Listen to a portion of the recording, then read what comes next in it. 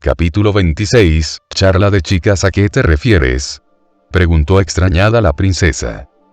Es tal y como escuchas, por alguna razón, la contrafuerza de Gaia ha intervenido en el ritual. ¿Alguna razón que conozcas del por qué puede estar sucediendo esto?, preguntó Cauvak desde el otro lado de la línea. Por un momento, Altrouge se quedó pensativa. La voluntad del mundo se divide en dos. La contrafuerza de Gaia, la voluntad del planeta, y la contrafuerza de Alaya, la inconsciencia colectiva de la humanidad. Ambas actúan por y para la supervivencia, en el caso de Gaia, la supervivencia del planeta, y en el de Alaya, de la humanidad. Eso es algo de conocimiento común. ¿Por qué la necesidad de recalcarlo? Altrouge frunció el ceño. ¿No lo has notado, Cauvak? ¿El qué?, preguntó el comediante interesado. Las acciones de ambas en los últimos siglos. Las de Gaia tienen sentido, pero las de Alaya... Pero Alaya no ha hecho nada. La princesa sonrió. Exactamente. La humanidad no ha alcanzado al resto de las estrellas, por ende, el planeta es su único refugio. Si este muere, es casi seguro que la humanidad le seguirá poco después y, aún así, Alaya no ha hecho nada para evitarlo. Ya veo. Ahora, la pregunta es, ¿por qué? Yo me he hecho la misma pregunta en las últimas décadas. Pero, por muchas vueltas que le doy, no he encontrado una respuesta satisfactoria. Sin embargo, preguntó Cauvak cada vez más interesado. Si estudias sus movimientos, te darás cuenta de que en un principio no fue así. Estudiemos por un momento las acciones de las dos mitades de la voluntad del mundo. Empecemos con la que tiene más sentido hasta ahora, Gaia. La primera gran acción de Gaia que se me viene a la mente fue en el 12.000 AC. ¿O te refieres a la llegada de Sefar, pequeña? ¿Lo conoces? Eso hará las cosas más sencillas. Por otro lado, no me llames pequeña, o niña, no recuerdo que seas más antiguo que yo. Es una costumbre, no es mi culpa que decidas permanecer como una niña de 14, se excusó el apóstol. ¿Niña de 14? Espera, ahora que me fijo, cambiaste un poco. Pareces más alta y más desarrollada que en tu apariencia habitual. Dichas declaraciones enojaron un poco a la princesa, no obstante, ella decidió no seguirle el juego. No importa, ni siquiera tengo idea de cómo me estás observando. Pero céntrate, declaró ella sin darle importancia. Sefar llegó hace 12.000 años, durante la era de los dioses. Esa cosa destruyó la mayor parte de las civilizaciones de la Tierra en ese momento, así como a una gran cantidad de dioses. Finalmente, fue derrotada por una espada sagrada forjada en el núcleo del planeta. Esta se conocería más tarde como Excalibur, la espada del rey Arthur, o Altria, en nuestro caso. Espera. El rey Arthur era una mujer. Sí, pero eso no importa. De nuevo, céntrate. Bueno, no tenía conocimiento sobre su derrota por parte de Excalibur, solo conocía sobre su historia en general. ¿Dónde conseguiste esa información? Solo digamos que me vi forzada a aprender. Altrouge suspiró. Ella era en parte un verdadero ancestro. Tener este conocimiento gracias a su conexión con el mundo no era algo que debía ser considerado como extraño. Sea como fuere, esa fue la primera vez, al menos en cuanto a mi conocimiento, sobre una participación más directa de Gaia para autoprotegerse. Al crear a las hadas que forjarían la espada, después de la era de los dioses, vino momentáneamente la era de las hadas y, después, la era actual, la era de común o era del hombre, complementó Cauvak. Altrouge asintió. Alrededor del año 0 DC, la era de los dioses terminó por completo y la población de la humanidad creció explosivamente. Debido a que la Tierra obedece la ley de la especie más próspera en su superficie, las reglas del mundo cambiaron por completo, de regirse por la hechicería, a regirse por la física. Las especies fantasmales, así como los dioses, cedieron la superficie de la Tierra a los humanos y se trasladaron al reverso del mundo, donde el misterio todavía prospera. Además de Excalibur, otro de los mayores actos de Gaia, es todo lo que conllevó a nuestra creación. Sí, era obvio que la conducta autodestructiva del ser humano no solo los afectaría a ellos. Para desgracia de la Tierra, la raza humana es básicamente lo opuesto a la idea de un último, o Aristóteles, como los humanos los han llamado. Y bueno, el resto de la historia ya la conocemos. La respuesta de Gaia ante la amenaza humana fue producir seres que pueden destruir o gobernar a la humanidad. Pero al verse obligada a obedecer las leyes de los humanos, es imposible que fabrique algo con el poder de un último. Así que su mayor creación hasta ahora fue PM, él fue creado para eliminar rápidamente a tantos humanos como fuera posible. Y en parte yo, así como los otros verdaderos ancestros, no somos más que grandes hadas inspiradas en Brunstud, el último de la luna. Como otro sistema de defensa, fuimos introducidos por Gaia para gobernar a la humanidad o para destruirla. No obstante, incluso con todos los esfuerzos de los verdaderos ancestros y de Primate Murder, la constante evolución desenfrenada y sin control de la humanidad amplió cada vez más el deterioro del planeta y, todo esto, conllevó a acciones cada vez más extremas, tanto de Gaia, como de la humanidad. Al pensar en acciones radicales, la mente de Altrouge desvarió hasta aquel ritual. El ritual de Aylesbury y Valesti, susurró Altrouge. Mis motivos para participar en ese fue porque este había sido establecido por Brunstud, así que imaginé que los 6 oscuros podrían ayudarme a lidiar con este problema. Una sonrisa incómoda se mostró en su rostro. Fui demasiado optimista, a fin de cuentas, nadie conoce los verdaderos colores de las 6 regalías de la oscuridad. Sí, oí de lo que sucedió, fue un evento lamentable. Dime, princesa, ¿crees en la profecía que se hizo hace algunos años, la llamada profecía del año 2000? Preguntó Alcatraz. No solo creo en esta Kaubak, sé que se hará realidad, y tú también, incluso en tu mundo, debiste haber sentido la señal que mandó Gaia hace 30 años, ¿no es así? No voy a negar que algo extraño sucedió después del ritual, además del daño al planeta. Altrouge bajó la mirada. Los humanos están conscientes de esta profecía. Pero se lo tomaron como una broma, incluso si en los últimos 3 años ha habido pruebas que demuestran la veracidad de esta. Si tan solo aceptaran la profecía, entonces la raza humana sería la única víctima, y el resto del planeta podría salvarse.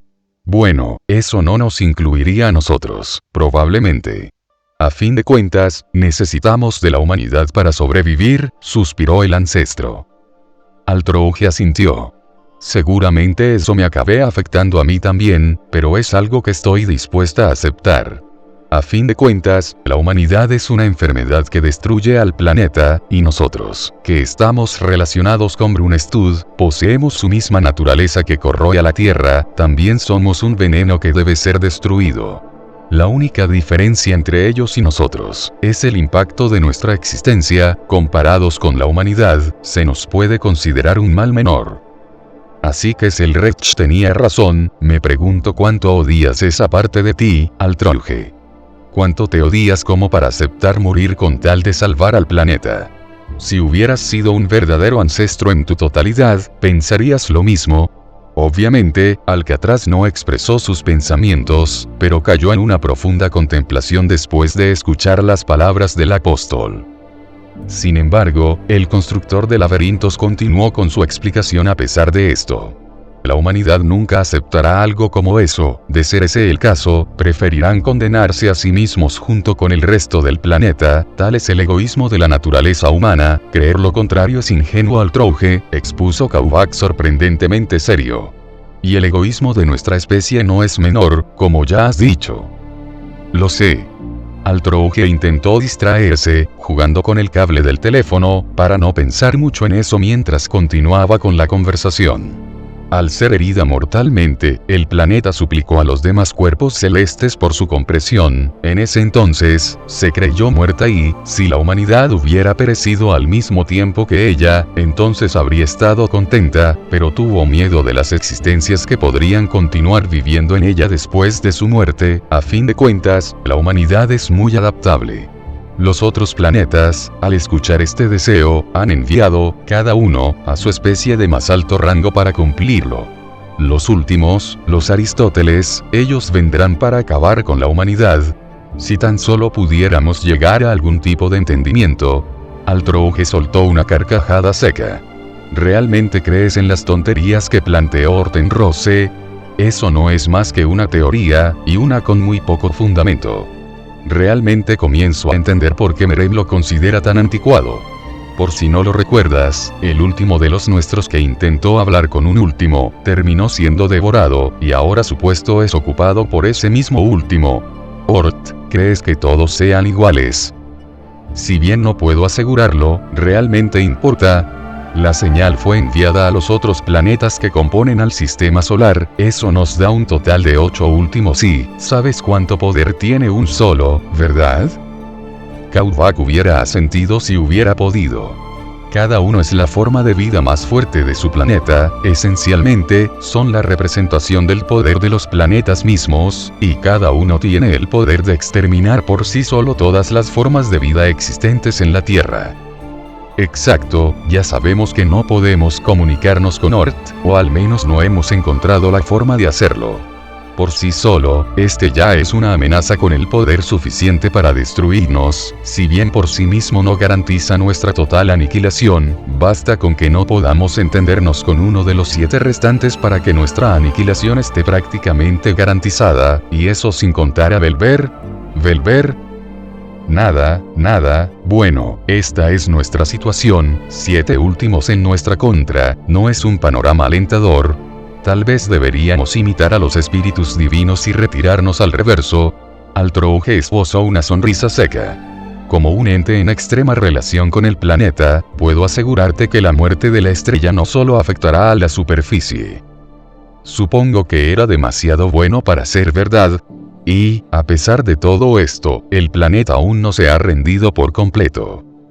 HMN. Esto extrañó al comediante. ¿A qué te refieres? Es tal y como he dicho, todavía no se ha rendido del todo. Por ejemplo, fue un agente de la contrafuerza de Gaia, una Fae, quien huyó a Shirou para que pudiera encontrar la espada con la que consiguió dañarme. ¿Eh? ¿De qué estás hablando? Shirou. Oh, es así como se llama el nuevo séptimo, ¿verdad? ¿Por qué una Fae le daría un arma para dañarte, a ti de todas las personas? Altrouge sonrió. Porque quería que él sobreviviera y, con el paso del tiempo, yo también me he dado cuenta del por qué. ¿A qué te refieres? Shirou será quien me ayude a lidiar con todo esto. ¿Lidiar? ¿Te refieres a un enfrentamiento con los últimos? No exactamente. Pero la contrafuerza de Gaia cree que Shirou es necesario, por eso lo guió hasta los restos de la espada sagrada, y creo que por eso también está interfiriendo en el ritual del Lamiros. A pesar de su ruego a los otros cuerpos celestes, es obvio que el planeta anhela ser salvado y no se rendirá hasta que no haya más opciones. Ya veo, eso es algo interesante. Supongo que no es el caso de Alaya, ¿o sí? La princesa negó con su cabeza. De hecho, creo que es todo lo contrario, o al menos, no me ha dado razones para creer lo opuesto. Como bien sabes, Alaya es la inconsciencia colectiva de la humanidad y el impulso para la supervivencia de todos los seres humanos. En pocas palabras, Alaya aleja constantemente a la humanidad de la extinción, o al menos, así debería ser. Sin embargo, como ya hemos visto, Alaya no ha tomado ninguna acción relevante para la preservación de la humanidad en los últimos años, o al menos, ninguna de nuestro conocimiento.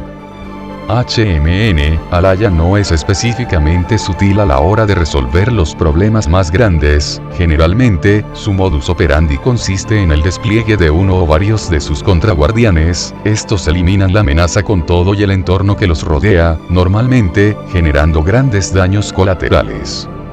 No obstante, ahora es diferente, el problema no es tan simple como una amenaza que puede eliminar a la humanidad, el planeta en sí, se está muriendo, declaró la princesa. Así es, pero, precisamente porque conocemos su comportamiento y modo de enfrentar los problemas, no creerás que Alaya esté planeando enfrentarse a los últimos, ¿o sí? Es una opción. Pero, no creo que Alaya desconozca que sus posibilidades de victoria son bastante bajas. No obstante, lo otro que se me ocurre es que Alaya se haya rendido y terminó abandonando a la humanidad. Pero eso es aún más improbable. Ciertamente, contestó Kauvak. Altrouge dijo eso queriendo sonar segura. Pero, en el fondo, era todo lo contrario. Como ella mismo había dicho, Alaya es la inconsciencia colectiva de la humanidad y el impulso para la supervivencia de todos los seres humanos. Entonces, ¿qué pasaría si la humanidad perdiera su impulso de supervivencia? En la actualidad, la humanidad evade sus problemas y, en pro de sus otros intereses, no hace más que parchear lo que ellos creen que esté mal, en vez de intentar cambiar y lidiar con el problema en sí. Y sí. Podría ser que, al evadir sus problemas, al consentir sus conductas autodestructivas, Alaya decidió abandonar a la humanidad o, mejor dicho, rendirse y aceptar la destrucción de la especie. Normalmente, ella pensaría que esto es imposible, los seres humanos todavía poseen su instinto de supervivencia y de autoconservación. Pero, sí, aunque fuera de forma inconsciente, estos se dieran cuenta del fin del mundo y, en vez de enfrentarse a este problema, lo evadieran, al igual que evadieron todos los problemas que han aparecido en los últimos años, habrá perdido la humanidad su deseo de superación y la esperanza de conseguir un mañana. Y, en cambio, prefirieron aceptar su situación y complacer sus deseos prioritarios más mundanos. En ese momento, Altrouge se dio cuenta de algo. No puede ser, no me digas que, la razón del extraño comportamiento de la humanidad, no solo ellos, incluso el de los seres inhumanos que tampoco se preocupan por el futuro, el que constantemente evadamos los problemas, la histeria colectiva, tal vez todo esto es consecuencia de que la hemos perdido precisamente, la esperanza o, mejor dicho, a Elvis, tal vez, con el paso del tiempo, al estar encerrada en la caja de Pandora. ¿Sucede algo, princesa? ¿Te quedaste callada por unos minutos? Oh, nada, como puedes ver, nuestra situación es bastante preocupante, la contrafuerza de Gaia todavía está intentando hacer algo para salvarse. Pero no tenemos ni idea de qué demonios está planeando Alaya. Entiendo, creo que ahora comprendo mejor nuestra situación. Entonces, ¿estás sugiriendo que la razón por que la Gaia tomó el control de mi laberinto, es parte de una de las medidas que está tomando en un intento de preservarse? La princesa asintió. Si bien no puedo asegurarlo al 100%, puedo decir que la contrafuerza piensa que Shirou es necesario para su supervivencia, sea lo que sea que tenga en mente, no desperdiciaría su poder sin tener un motivo relevante, y creo que está relacionado con él. En ese caso, ¿qué piensas de esto? En una de las paredes de cristal, una escena comenzó a manifestarse. Esto sucedió hace algunos minutos. Altrouge observó cómo Gray se enfrentaba a uno de los autómatas del laberinto, de esta forma también observó cómo una persona apareció en las cercanías y manifestó un círculo de invocación del cual saldría el caballero de plateada armadura y él como este salvó a la guardiana de tumbas. Quien manifestó el círculo de invocación no fue otra que esa hada, preparó el ritual de invocación de antemano para que esa chica pudiera invocar al Ghostliner. Además, ¿fue ella quien mutó al Grial? ¿Por qué crees que tomó estas acciones?, preguntó el comediante. Altrouge se sobó la barbilla durante unos instantes. Esa no es cualquier hada, Cowback. Es una gran madre, y no cualquiera, imagino que estás versado en las leyendas artúricas. No lo suficiente como para saber el género del rey, ahora reina, de los caballeros, pero más que la mayoría seguramente respondió el apóstol. Entonces déjame presentártela, ella es la dama del lago, Vivian. Esto era algo que ella había descubierto después de su primer encuentro con la hada, puede que una simple ilusión fuera suficiente para engañar a Shirou y a los demás, pero no a ella, a fin de cuentas, los verdaderos ancestros también eran considerados grandes hadas. Por ahora, ella se lo había mantenido callado, a fin de cuentas, dudaba que volvieran a ver a la dama del lago, pero parece que no sería el caso. Esa dama del lago, ¿segura? Aunque existen muchas hadas relacionadas con los lagos, creo que el título solo toma fuerza si es ella quien lo porta, respondió Altrouge con una sonrisa burlona ante la incredulidad del apóstol. Supongo que nunca te relacionaste con ella por aquellos tiempos. No estaba para la labor en aquellos días, como sea, porque crees que alguien como ella se ha manifestado en la era actual. La era de las hadas terminó hace varios siglos.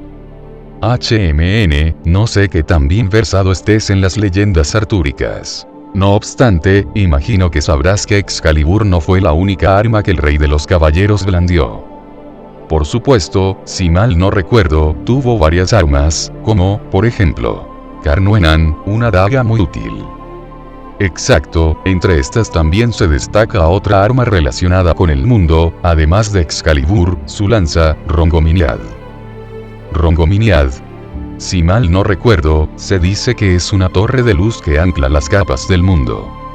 La autoridad de la torre se otorga en forma de lanza a su portador, en este caso, a Arthur, o Altria, mejor dicho. Pero, ¿qué tiene que ver la lanza sagrada con esa chica? Es un poco difícil de explicar, pero, en resumen, esa chica la posee. ¿Qué? Exclamó Kaubak sorprendido.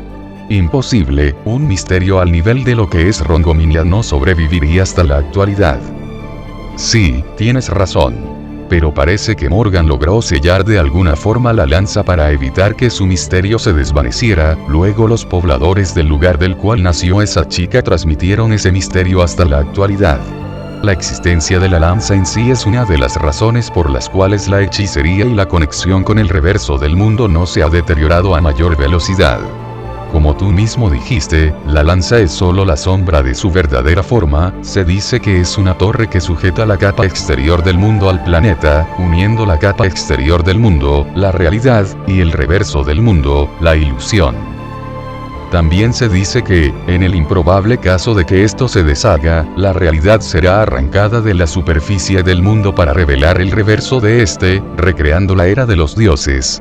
Ahora que lo dices, se podría recuperar la magia de esa forma, aunque eso también destruiría nuestra realidad, en pocas palabras, la era del hombre. ¿No es así? En una situación normal, no te lo negaría. Pero con el mundo en su estado actual, es más probable que el reverso del mundo se pierda para siempre, y que la magia abandone por completo la realidad, que una regresión a esa era.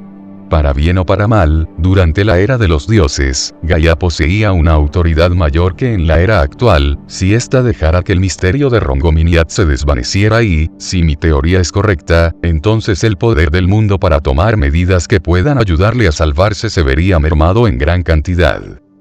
Y por eso Vivian salvó a la chica. La necesita, concluyó la princesa. Ahora que te he puesto al tanto, ¿te importaría mandarme dentro del laberinto? Por un momento, el silencio colmó la habitación. Pero, finalmente, el apóstol 27avo lo rompió. Me temo que eso no sería prudente. Kaubak, susurró al Trouge con un tono de voz que indicaba peligro. No me malentiendas, no es que me interese contenerte. Pero, después de que la contrafuerza de Gaia tomó el ritual por la fuerza, he perdido la mayor parte de mi autoridad sobre el laberinto. Así que no puedo transportarte a alguna ubicación en específica. Entonces solo sácame de esta habitación, recorreré el laberinto por mi cuenta. ¿Estás segura de que eso es lo que quieres? Preguntó Kaubak. Esto es lo que te espera si abro la puerta de esta sala.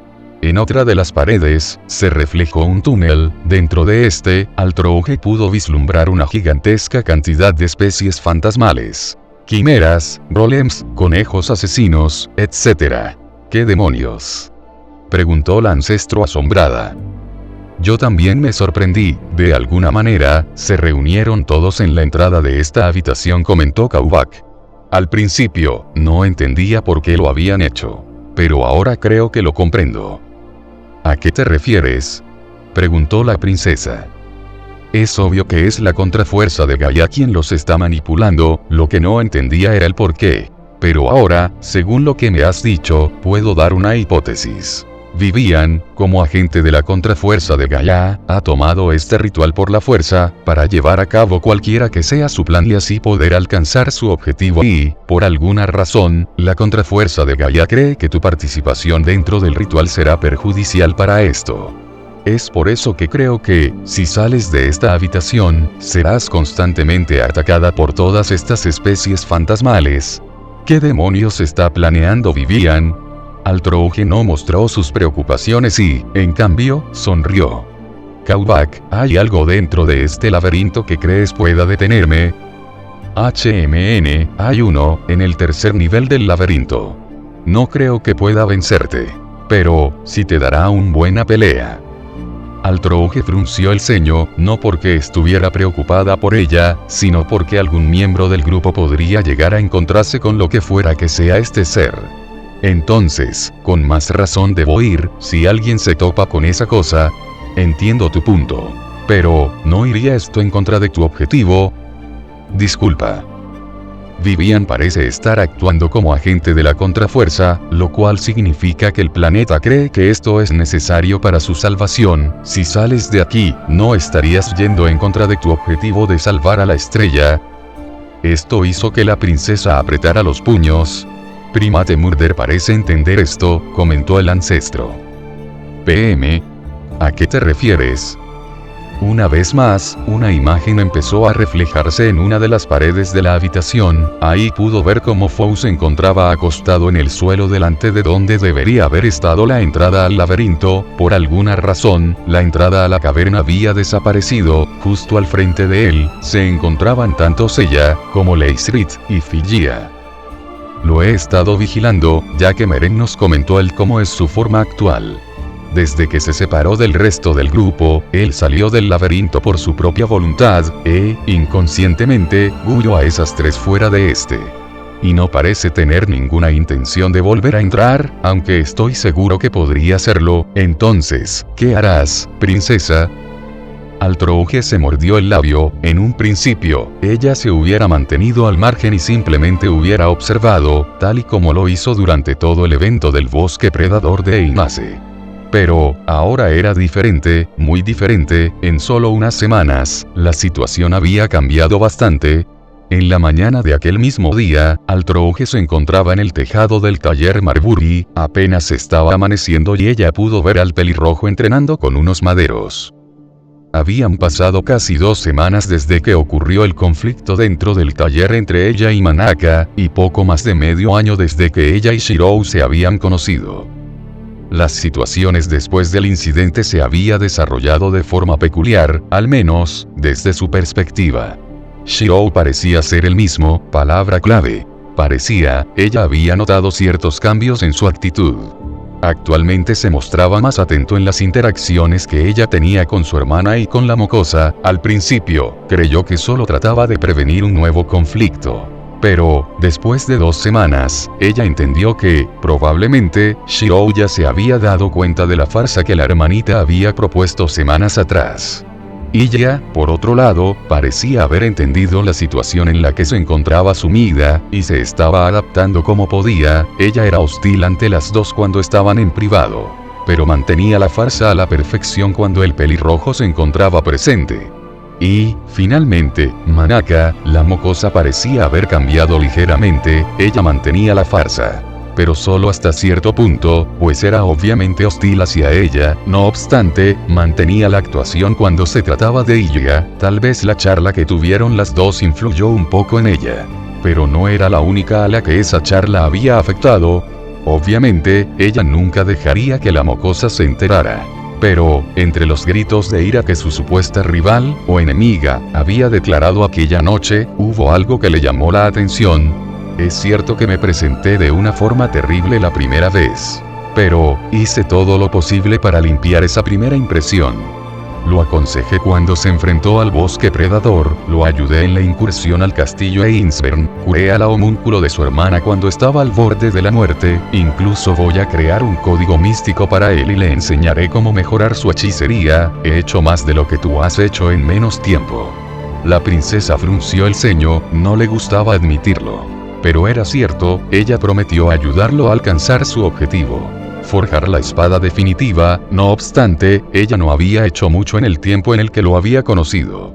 Si bien le ayudó a empezar a entender su cánica de realidad, este tipo de hechicería era tan personal e individual para cada persona, que era imposible para ella ayudarle más allá de simplemente darle los lineamientos fundamentales. Después de eso, entre las pocas cosas que había hecho, estuvo el ayudarle a practicar con su espada, actuando como un enemigo simulado.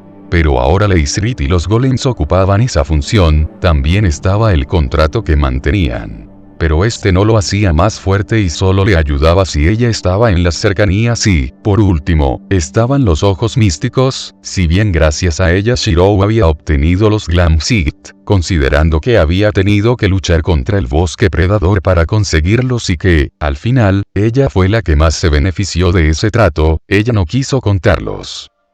Y esto la molestaba por dos razones diferentes. La primera es que, tal y como le había dicho la mocosa, Manaka había hecho y, peor, hará, más que ella para ayudarle. La segunda es que, aunque se supone que ella es quien le ayudaría, en comparación, había sido él quien más le había ayudado. Después de todo, gracias a él, la princesa había obtenido sus ojos de rango arcoíris. Ella no podía ayudarle de la misma forma en que Manaka o su hermana le ayudaban, si bien ella era conocedora de hechicería, eso era por el conocimiento acumulado a través de los muchos años que había vivido, no era como Selret Chokaubak que, antes de ser parte de los 27 apóstoles muertos ancestrales, fue un mago, en el caso de Selretch, o un magus a solo un paso de convertirse en un verdadero mago, en el caso de Kaubak. Ella era diferente y, basándose en ese pensamiento, comenzó a divagar, a recordar lo que la había llevado hasta este momento. ¿Quién era? Tipo Luna, Brunestud de la Luna Carmesí, también conocido como el Rey de los Vampiros, el último de la Luna. Él respondió a un llamado de la voluntad colectiva del planeta, hace más de 4000 años, e hizo un trato para permitirle vivir en la Tierra a cambio de protección contra la corrupción de la humanidad. Tal vez si lo hubiera hecho mucho antes, la Tierra hubiera podido crear su propio último. No obstante, hubo muchas cosas que evitaron que esto se lograra, para empezar, y más importante, la humanidad. Hace 8000 existía una diosa, ahora olvidada, la diosa Madre Tierra. Cataloyuk, la diosa era el equivalente de la Madre de la Tierra, en otras palabras, la raíz que creó toda la creación. Sus poderes eventualmente se ramificaron en otras diosas como Tiamat, Kibele, Ishtar, Anat, Astarte, Gaia, el Titán, Hera, Artemis, Afrodita, Demeter, Atenea, etc. La Madre Tierra, Cataloyuk, era una deidad guardiana protectora venerada por la gente, y también era el sacrificio que los alimentaba con los cultivos que nacen de su cuerpo y las bestias de los campos y los bosques. Su verdadera naturaleza es el ciclo de la vida y la muerte, el círculo de la cadena alimenticia donde ella alimenta al hombre con su sangre y carne, mata al hombre con el tiempo y lo absorbe como nutrición, y así, una vez más, alimenta al hombre con su sangre y carne renovada. Ella representa el sistema de la vida en sí, por lo que los nacidos de la tierra no pueden negar su autoridad, el Popniaterón. Solo cuando hayan cumplido el deseo de Cataloyuk, dejando el planeta hacia el espacio, ya no estarán atados a esta. Esta autoridad sobre el poder de traer la muerte y dar vida es simbolizada por los agujeros que se abren en la tierra y en el cielo, las cuevas y la luna, los remolinos y los tifones del mar, los cráteres de los volcanes y demás fenómenos naturales. Mediante esta autoridad, primero nacen males que producen todas las formas de muerte y, una vez que los males terminan de sembrar la muerte, dejan la promesa de una buena cosecha y fertilidad para el futuro venidero. En pocas palabras, es un ciclo sin fin. Las diosas que le siguieron, heredaron esta autoridad, y muchas fueron representadas con coronas en murales porque también eran las deidades guardianas de muchas ciudades. La mayoría usó la autoridad para dar a luz a innumerables monstruos y gigantes que representaron una amenaza para los dioses y para el hombre, o dieron a luz a héroes y se convirtieron en protectores de los hombres.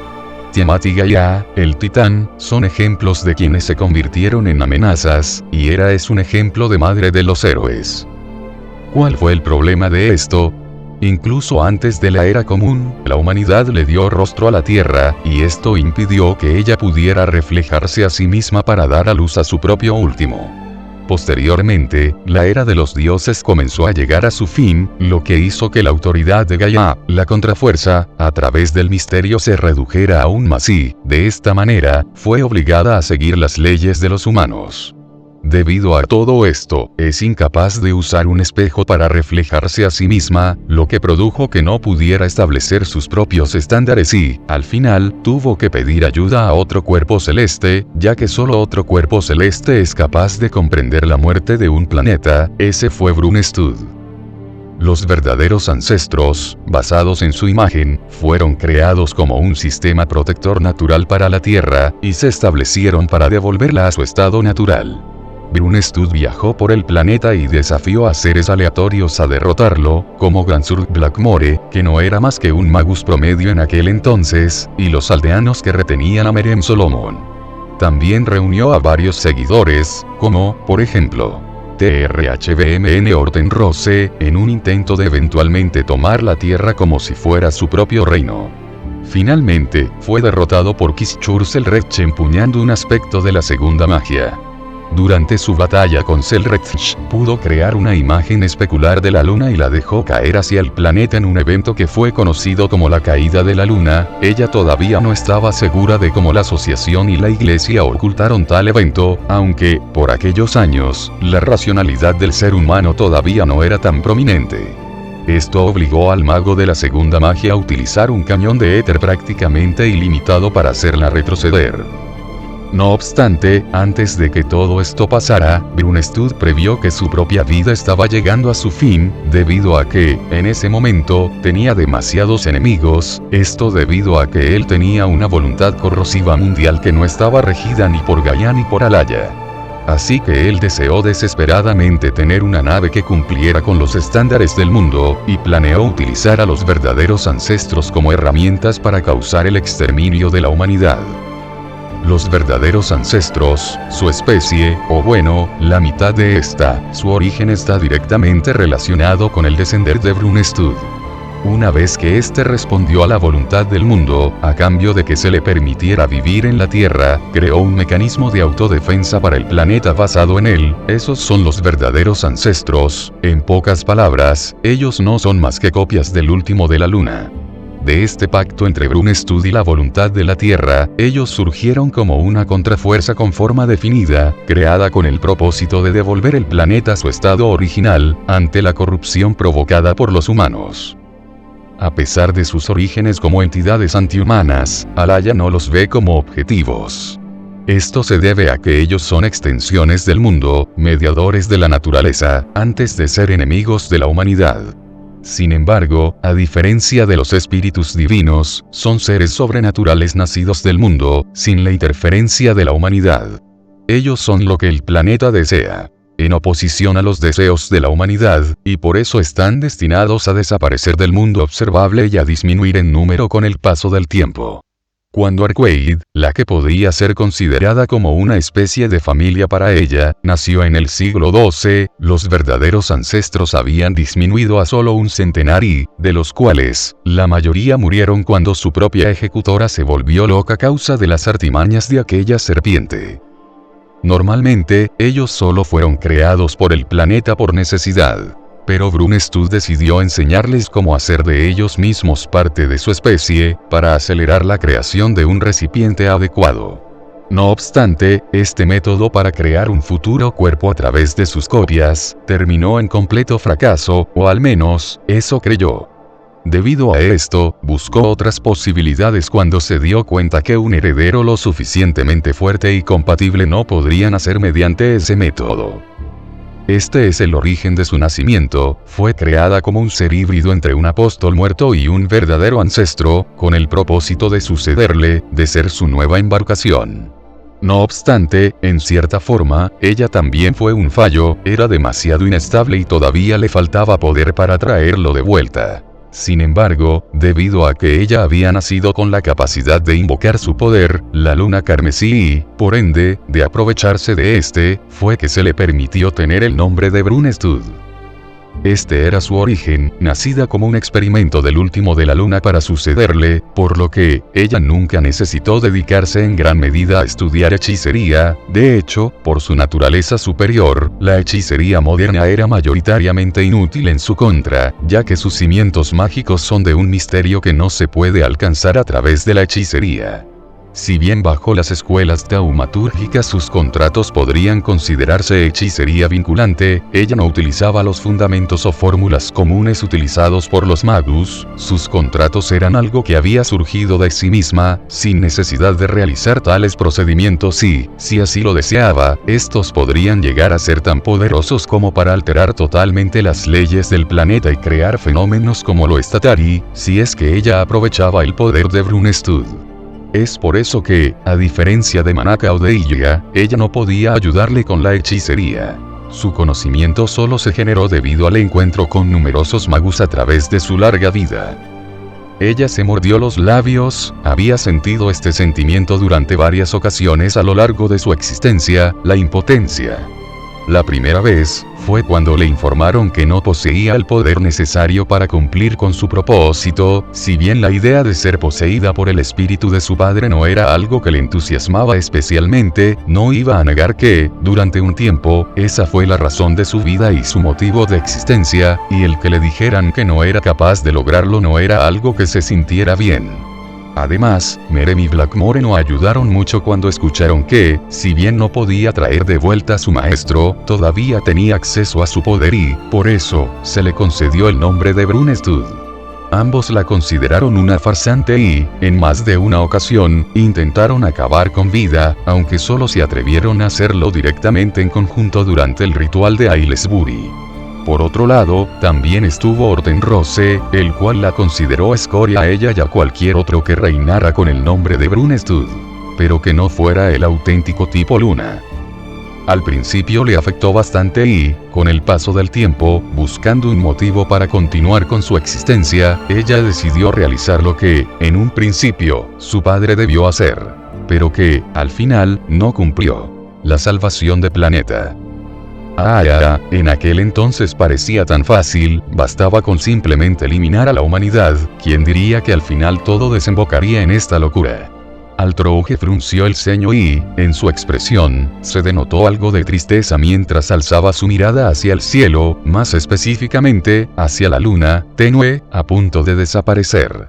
Todavía no soy capaz de contestar aquella pregunta, lo hice por la simple necesidad de tener un objetivo para poder continuar. Oh. La princesa negó con su cabeza. Yo soy yo, no soy él, no puedo ser él. Pero si triunfo donde él fracasó, entonces tal vez pueda ser más que él, más que un experimento fallido de lo que fuiste. Si alguna vez pudo haber sido diferente de cómo terminó siendo, eso se decidió en los primeros momentos de su vida. Ella había sido inestable desde su nacimiento, tanto en poderes como, de cierta forma, en personalidad, aunque no es que se notara mucho, a fin de cuentas, todos los miembros de los 27 apóstoles muertos ancestrales era un grupo de excéntricos muy peculiares, por llamarlos de algún modo. A lo largo de los años, muchos vinieron para terminar con su vida, ya sea porque la veían como una amenaza o como un fallo que usurpaba el nombre de su maestro, otros intentaron robar su poder o utilizarle de alguna manera, no obstante, estos se confiaban al verla débil e impotente, y ese era su mayor equivocación. Por varios años estuvo sola en el mundo y, al darse cuenta de lo despiadado que este era, y de los rumores que comenzaban a surgir alrededor de su persona, ella decidió que debía protegerse. Altrouge sonrió mientras bajaba su mirada hacia el pelirrojo. Siempre fui inestable a la vista de todos los demás, la cosa que más odiaba de mí misma, aquella que hizo que fuera tachada como un experimento fallido, una farsante, y, al final, irónicamente, se convirtió en mi mayor arma y armadura. Debía protegerse, tal y como los demás miembros de su especie se protegían, varios de ellos no tenían legiones de muertos a sus espaldas, o niños a los que hubieran criado para hacerse más fuertes. Pero tenían algo que evitaba que los persiguieran constantemente. Poder y, más específicamente, el miedo engendrado a través de este. Fue entonces cuando Altrouge Brunestud nació verdaderamente, cuando la princesa del crepúsculo, la maestra de los contratos y de la sangre negra, vio la luz por primera vez. Con el paso del tiempo, algunos se dieron cuenta que, si bien no era quien traería a Brunestud de vuelta, era una digna sucesora que llevaría a cabo lo que ni siquiera él pudo. De esa manera, logró ganarse la lealtad de aquellos quienes le seguían hoy en día, como, por ejemplo, sus 2 guardaespaldas personales. Finn habló de Svelten, su caballero blanco y un capitán pirata, ni siquiera ella sabía cómo se habían ligado esos 2 roles, aunque no iba a negar que le parecía divertido, y Rizzo Stroud, su caballero negro y uno de los 5 apóstoles muertos que era parte de los ancianos, parte de los que habitaron durante los momentos finales de la era de los dioses.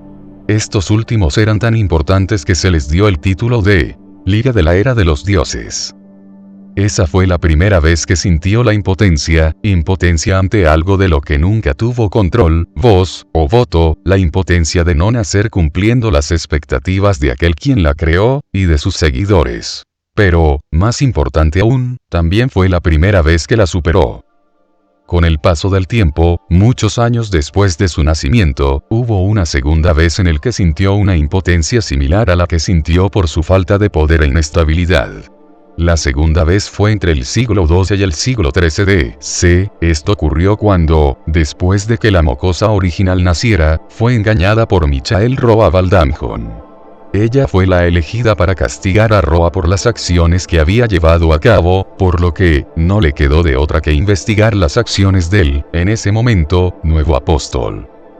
Roa, también conocido en la actualidad como la serpiente de Akasa o el reencarnador infinito, fue, entre el siglo XII y XIII, un sacerdote de la iglesia que rápidamente subió a la cima utilizando toda la herencia de su padre.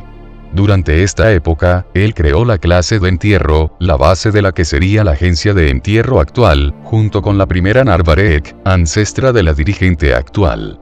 Con sus recursos agotados, Roa decidió dejar la iglesia y le dio la totalidad de la agencia a Narvarek. Después de traicionar a la iglesia en favor de la asociación de Magus, quedó desacreditado.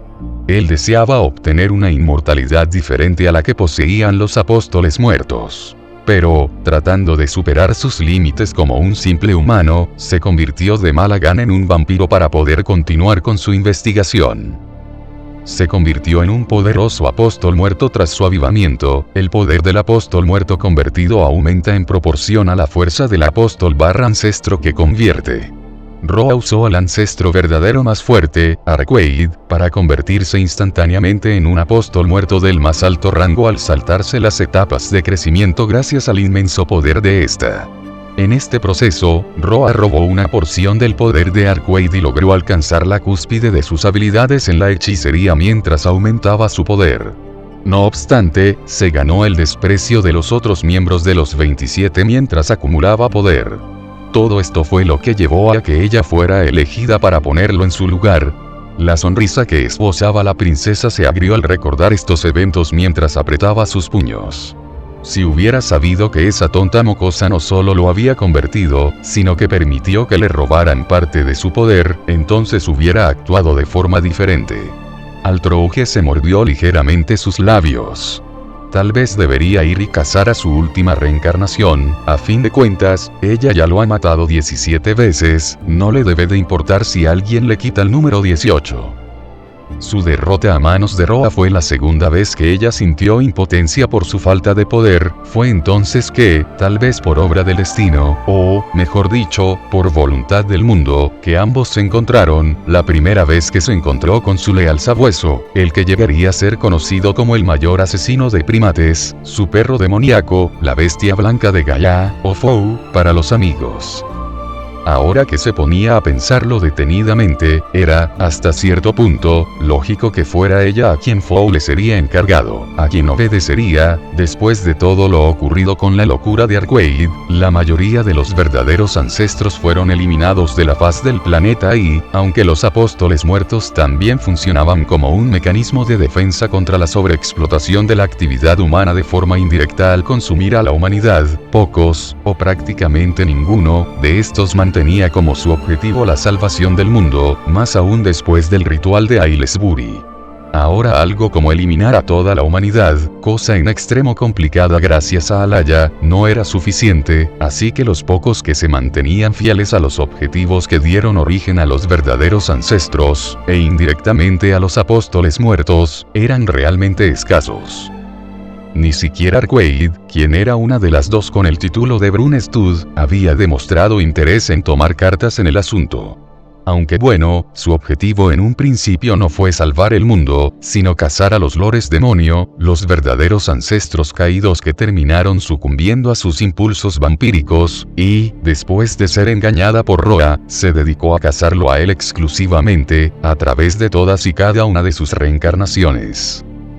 Tampoco es que ella esperara que la mocosa original pensara en cosas más allá de sus objetivos, a fin de cuentas, ella le llamó mocosa, en un principio, porque el ancestro poco o nada sabía del mundo en cierto sentido, lo cual la hacía una cabeza hueca en el peor de los casos, y una niña inocente en el mejor. En cierta manera, su existencia le daba algo de pena, lo único que sabía era cazar, ya sea los lores demonio o a Roa.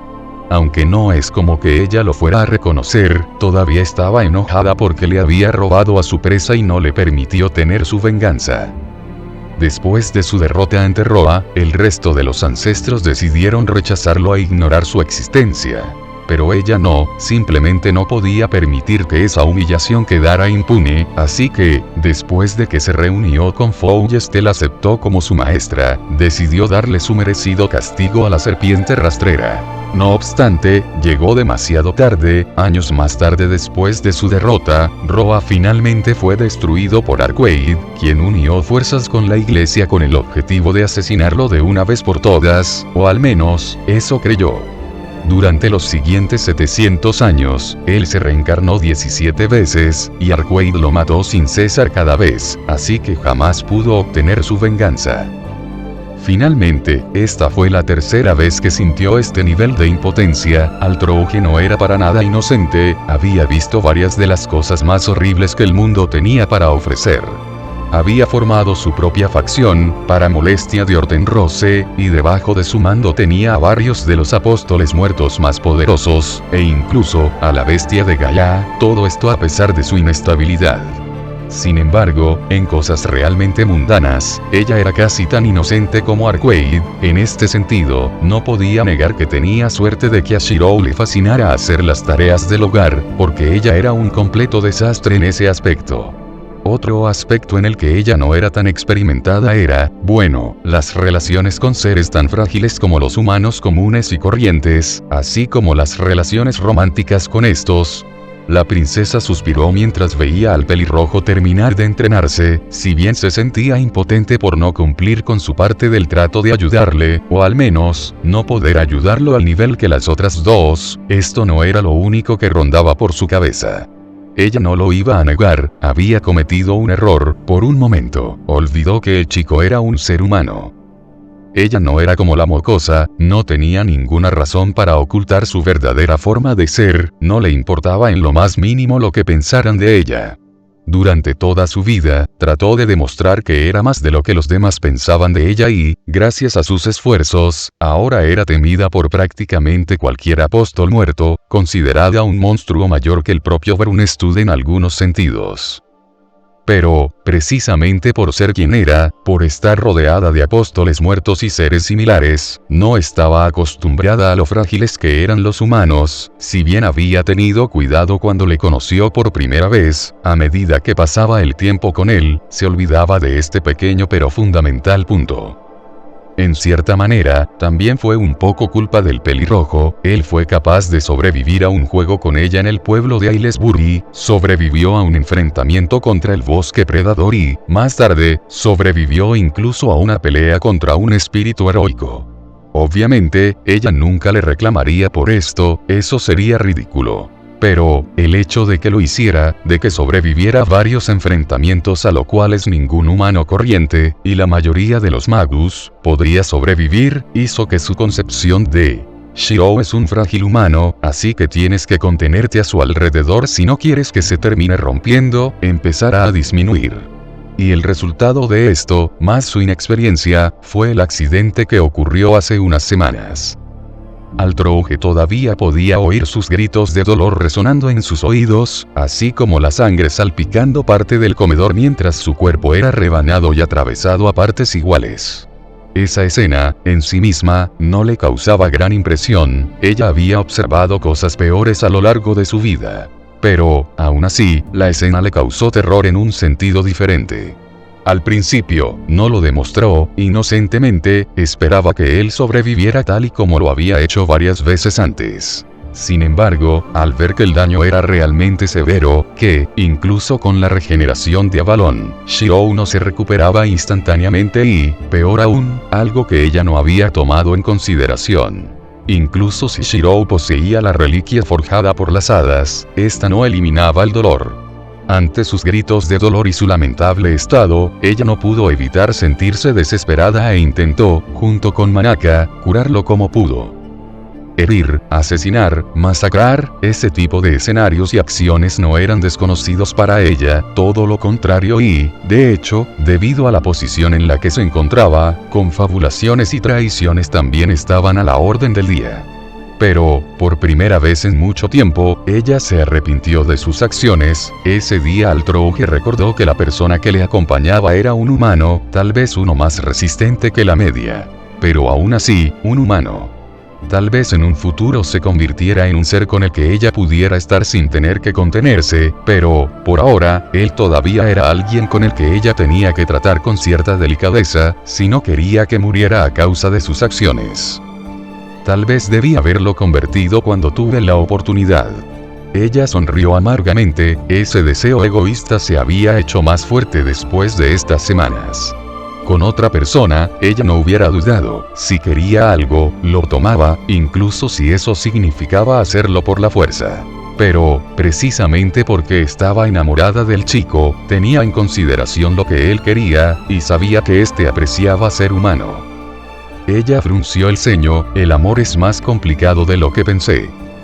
Si bien ella no era inocente en cuanto al amor, tampoco se podía definir como una experta. Altrouge sabía lo que quería y era sincera consigo misma, pero, similar a como le sucedía con la hechicería, aquello que sabía sobre el amor y sobre las relaciones amorosas no provenía de la experiencia propia, sino de lo que había observado a lo largo de sus muchos años de existencia. No es como que ella no deseara enamorarse y experimentar esa emoción, de hecho, no podía negar que en el pasado le había llamado un poco la atención. Pero, debido a quién era, tener ese tipo de relaciones era extraordinariamente complicado. Al principio de sus años, ella era una existencia desconocida y peligrosa en su mundo, no podía suceder a Brunstud, por lo que, personas como Merem, Hortenrose, y Blackmore, eran directamente sus enemigos y, después de que Brunstud fuera asesinado y que se descubriera que ella podía acceder a los poderes de este, los intentos de asesinato no faltaron de parte de sus seguidores más acérrimos. Por otro lado, también estuvieron aquellos que se acercaron a ella para utilizarla de una u otra forma. Todo esto llevó a dos cosas. Lo primero es que ella desconfiara de todos, y lo segundo fue la creación de la Princesa del Crepúsculo, como una forma de protegerse. Y esto trajo consigo más consecuencias, como, por ejemplo, que ella no les diera importancia a las relaciones amorosas, mucho menos, cuando éstas podían ser usadas en su contra. Después de que ya era temida y respetada como una de las dos princesas, tampoco hubo espacio para el amor, tanto porque el propio miedo hacia ella hacía que nadie intentara acercársele con esas intenciones, como si eso le sumabas que el mundo se estaba acabando lentamente y que su objetivo era, precisamente, salvar el planeta, por ende, poco o nada de importancia les dio a cosas tan mundanas. Por un momento, ella esbozó una pequeña sonrisa, odiaba todo lo que tenía que ver con el ritual de Aylesbury, desde aquel fatídico día su vida había dado un horrible giro de 180 grados hacia peor. Sin embargo, ahora que se ponía a analizar las cosas, no todo fue negativo. Gracias a este pudo conocer a Shirou y, precisamente porque casi había abandonado cualquier atisbo de esperanza mediante el que se pudiera salvar al planeta, se aferró a él y a su tonto e inocente sueño. Tal vez si esto no hubiera ocurrido, nunca hubiera tenido la oportunidad de experimentar estas emociones. Tal vez no pudiera enseñarle hechicería. Pero eso no significaba que no pudiera hacer nada, era la maestra de los contratos por una razón y, además, ella sabía que Shirou, tarde o temprano, se convertiría en alguien con el que ella podría estar sin necesidad de contenerse, así que lo protegería hasta ese entonces. «Oye», tierra llamando a Altrouge. «Hay alguien ahí». La princesa chaqueó la lengua mientras era sacada bruscamente de sus divagaciones. Eres demasiado ruidoso, Cowback. Te quedaste callada durante varios minutos, creía que algo había ocurrido con la comunicación, algún tipo de interferencia por parte de la contrafuerza o algo así. No exactamente, simplemente estaba pensando, oh, entonces, ¿ya te decidiste? ¿Saldrás de aquí o respetarás la voluntad del planeta? Altroge frunció el ceño, en el pasado, no le hubiera importado jugar a ser una espectadora como cuando sucedió todo el lío de Inase. Pero ahora que había decidido proteger a Shiroi, sabiendo que había algo sumamente peligroso dentro del laberinto, la situación era diferente. Aún así, ella sabía que Vivian no pondría al chico en una situación insuperable, pues lo necesitaban vivo y, probablemente, esto no fuera más que una forma de fortalecerlo. Sin embargo, también sabía que la contrafuerza como tal muchas veces no tenía tacto, y le preocupaba en que aprieto pudiera ponerlo la voluntad del mundo con tal de hacerlo más fuerte. Cowback, esta habitación, ¿dónde se encuentra? cerca de la parte más profunda del laberinto. ¿Por qué? La princesa sonrió, la suerte estaba de su lado, la criatura debía de estar cerca de su posición, por lo que, si Shirou llegaba a meterse en un aprieto, podría salir de la habitación y llegar al lugar sin tener que demorarse mucho. Supongo que me quedaré por ahora, al menos, hasta que Shirou se meta en algún problema. Suena como que tienes mucha confianza en que lo hará. Altroge se rió. Lo hará, hace tiempo que no veo a alguien con tan mala suerte como él. Y mientras tanto, ¿qué harás? Cowback, ¿alguna vez te enamoraste? Es decir, ¿tuviste una pareja? Disculpa, ¿qué? ¿Que si alguna vez te enamoraste y tuviste una pareja? Dudo que te hayas casado, así que no preguntaré por eso. Aunque extrañado por la pregunta, el comediante respondió. Bueno, tienes razón en lo último. Generalmente un magus se casa y tiene descendencia para así poder transmitir su investigación, y que su hijo o hija pueda terminar lo que él no pudo. Sin embargo, yo acabé convirtiéndome en un apóstol a causa de mi investigación, así que no tuve necesidad de casarme y tener descendencia. Ya veo, pero, ¿alguna vez te enamoraste, o tuviste algún tipo de relación romántica después de convertirte en un apóstol? De nuevo, ¿qué? ¿Por qué me estás haciendo estas preguntas? Espera. No me digas que tú. Altroge sonrió. Solo estoy tomando tu invitación, ¿no querías tener una charla de chicas? Cowback no pudo evitar esbozar una risa resignada. ¿En serio, ella, de todas las personas? Por su parte, Altroge no le importaba hablar de esto con Cowback, precisamente por estar encerrado en lo profundo de un laberinto, no tenía mucho contacto con el resto del mundo. No obstante, al ver cómo podía comunicarse a través de estos teléfonos, ella decidió darle una pequeña advertencia.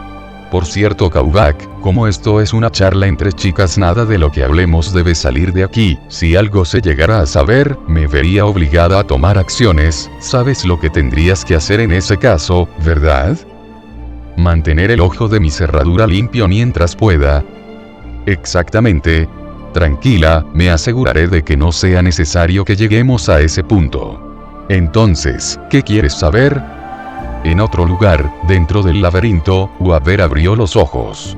Le dolía la cabeza y a sus ojos les costaba adaptarse a su nuevo entorno. No obstante, cuando estos al fin se acostumbraron, no pudo evitar sorprenderse.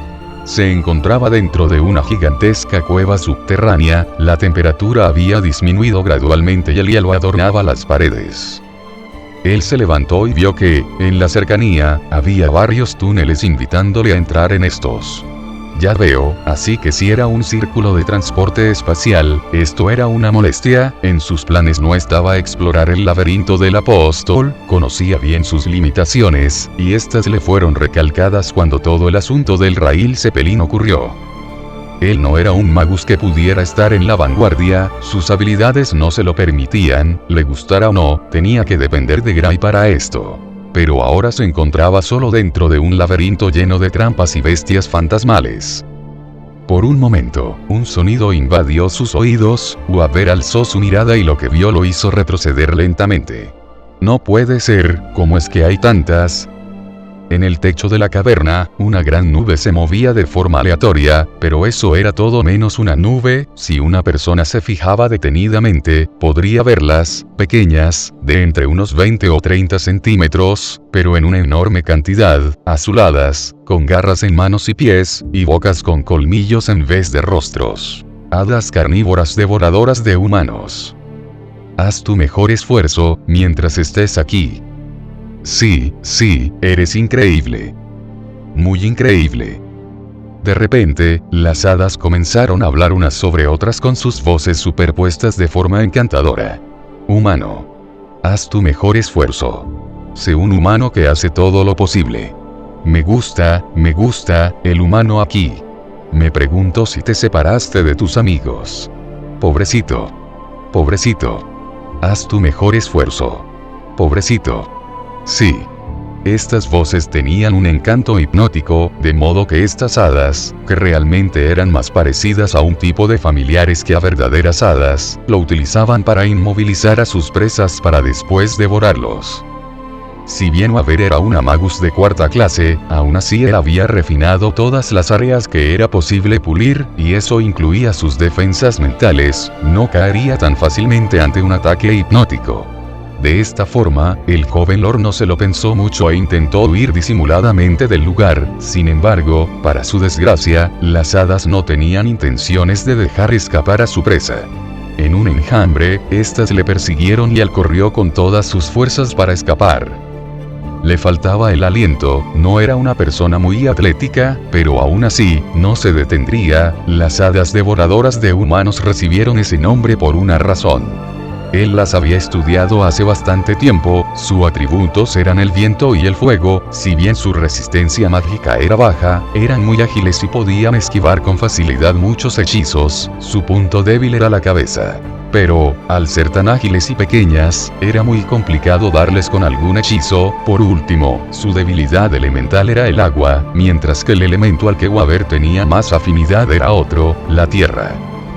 En pocas palabras, él no podía encargarse de toda una colonia entera sin preparaciones. La única opción que le quedaba era solo una: continuar corriendo.